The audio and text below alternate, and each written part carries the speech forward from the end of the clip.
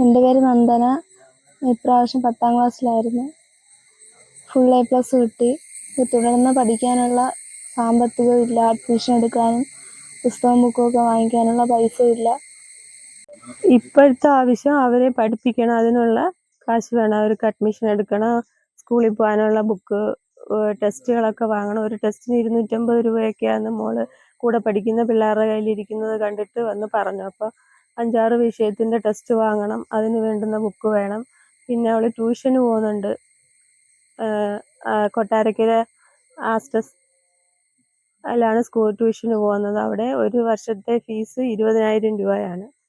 അതവർക്ക് മാസം തോറും കൊടുക്കണമെന്നില്ല. ഡിസംബറിനുള്ളിൽ ഇൻസ്റ്റാൾമെൻ്റ് ആയിട്ട് കൊടുത്ത് തീർത്താലും മതി. എൻ്റെ പേര് ശ്രീകല. ഞാൻ ഒരു വിധവയാണ്. എനിക്ക് 2 പെൺമക്കളാണുള്ളത്. ഞങ്ങൾക്കൊരു വീടൊന്നുമില്ല. വീട് വയ്ക്കാൻ വേണ്ടി ഞാനിവിടെ ഭർത്താവ് മരിച്ച് കഴിഞ്ഞിട്ട് 6 മാസം കഴിഞ്ഞപ്പോൾ ഞാൻ എൻ്റെ വീട്ടിൽ വന്നു. എൻ്റെ വീടാണിത്. അച്ഛനും അമ്മയുണ്ട്. അപ്പോൾ ഇവിടെ വന്ന സമയത്ത് വീട് വയ്ക്കണമെന്നുള്ള ആഗ്രഹം കൊണ്ട് റോഡിൽ 5-6 സെൻറ്റ് വസ്തു മേടിച്ചു. അപ്പം അന്ന് നമ്മുടെ കയ്യിൽ കൊടുക്കാൻ കാശൊന്നുമില്ലായിരുന്നു. ഭർത്താവിനെ ചികിത്സിച്ച വകയിൽ 2 ലക്ഷം രൂപയോളം കടമായിരുന്നു. കയ്യിലുള്ളതെല്ലാം കൊടുത്ത് ആ കടമൊക്കെ വീട്ടി. അപ്പോൾ വസ്തു വാങ്ങിയ കാശ് കൊടുക്കാനില്ലാത്തതുകൊണ്ട് വസ്തു എഴുതി കഴിഞ്ഞിട്ട് പ്രമാണം കൊണ്ടുവന്ന് സംഘത്തിൽ ലോൺ വെച്ചിട്ട് വസ്തുവിൻ്റെ പൈസ കൊടുത്ത്. പക്ഷെ ലോൺ അടയ്ക്കാൻ നമ്മളെ കൊണ്ട് പറ്റിയില്ല. പലിശ ഉള്ളപ്പോഴെങ്ങാനും കൊണ്ടുവന്ന് അടയ്ക്കും. ലോൺ അങ്ങനെ കിടക്കുക. 5 വർഷ കാലാവധിക്കാണ് ലോൺ എടുത്തത്. ഇപ്പം 5 വർഷം ആവാൻ പോകുന്നപ്പോൾ അവർ സംഘത്തിൽ നിന്ന് വിളിച്ചുകൊണ്ടിരിക്കുന്നു. ലോൺ ഒന്നുകിൽ അത് പുതുക്കി വയ്ക്കുക, അല്ലെങ്കിൽ ലോൺ അടച്ചു തീർക്കുകയോ ചെയ്യണം എന്ന് പറഞ്ഞ്. പിന്നെ ഞാൻ ക്ലീനിങ് സ്റ്റാഫാണ്. ESI ഹോസ്പിറ്റലിലാണ് വർക്ക് ചെയ്യുന്നത്. ഡെയിലി വേജസിലാണ്. ദിവസം 400 രൂപയൊക്കെ കിട്ടും. 30 ദിവസവും ഞങ്ങൾക്ക് ഡ്യൂട്ടി ഇല്ല. ആൾ കൂടുതലായതുകൊണ്ട് ഡ്യൂട്ടി കുറവ് വരും. അപ്പോൾ 10,000 രൂപയൊക്കെ മാസം കിട്ടിയാൽ അതുകൊണ്ട് എൻ്റെ കാര്യങ്ങളൊന്നും നടന്നു പോകാൻ പറ്റുന്നില്ല. ഇപ്പോൾ എൻ്റെ മൂത്ത മോള് 10ാം ക്ലാസ്സിൽ ഫുൾ A+ ഉണ്ടായിരുന്നു, ജയിച്ചു. അപ്പോൾ അവളെ തുടർന്ന് പഠിപ്പിക്കാനുള്ള സാമ്പത്തികമൊന്നും എൻ്റെ കയ്യിലില്ല. അതുമാത്രമല്ല 6 മാസമായിട്ട് പെൻഷൻ പോലും കിട്ടാത്തത് കൊണ്ട് ഞങ്ങൾ നിത്യച്ചെലവിന് വേണ്ടി ഒരുപാട് പേരുടെ കയ്യിൽ നിന്ന് കടം വാങ്ങി. അതിപ്പോൾ 50,000 രൂപയോളമായി. അതൊന്നും തിരിച്ചു കൊടുക്കാൻ പറ്റിയിട്ടില്ല. അപ്പോൾ വീണ്ടും കടം വാങ്ങാൻ എനിക്ക് പറ്റുന്നില്ല. അപ്പോൾ കൊച്ചിനെ സ്കൂളിൽ പഠിപ്പിക്കാൻ വിടണം. അവൾക്ക് നല്ലതായിട്ട് പഠിക്കണം, ഒരു ജോലി സമ്പാദിക്കണം. അത് കഴിഞ്ഞും തോനെയും പഠിക്കണമെന്നൊക്കെ അവൾക്ക് ആഗ്രഹമുണ്ട്.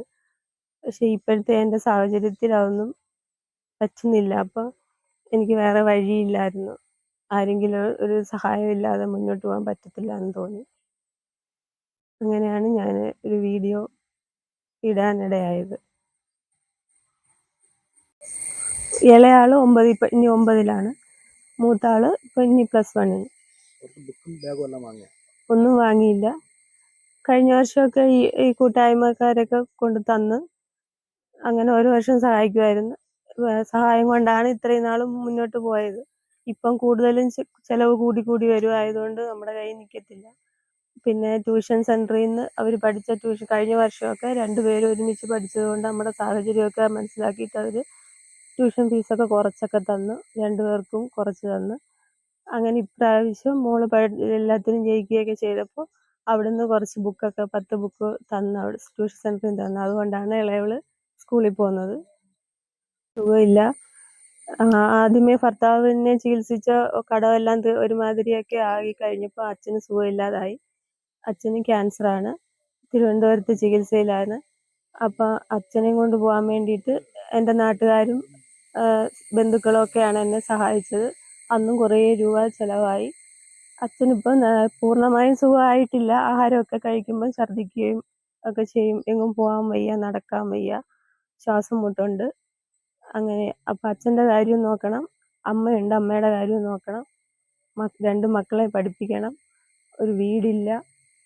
ഇതൊക്കെ ഒരു ബാധ്യതയായിട്ട്. കടം തീർക്കണം. എങ്ങനെയെങ്കിലും കടവും തീർത്ത് ഒരു വീടും ഉണ്ടാക്കിയാൽ എങ്ങനെയും നമ്മൾ ഉള്ള ജോലി ചെയ്തിട്ടുള്ള കാശും ഉണ്ടായാലും എങ്ങനെയും പട്ടിണിയില്ലാതെ കഴിയാമായിരുന്നു. ഇനി +1 സയൻസ് ഗ്രൂപ്പാണ് എടുത്തിരിക്കുന്നത്. അതിന് അഡ്മിഷൻ ഫീസ് വേണം, അവളുടെ യൂണിഫോം, പുസ്തകങ്ങൾ, ബുക്ക്, ഇതൊന്നും വാങ്ങാൻ നമ്മുടെ കയ്യിൽ പൈസ ഇല്ല.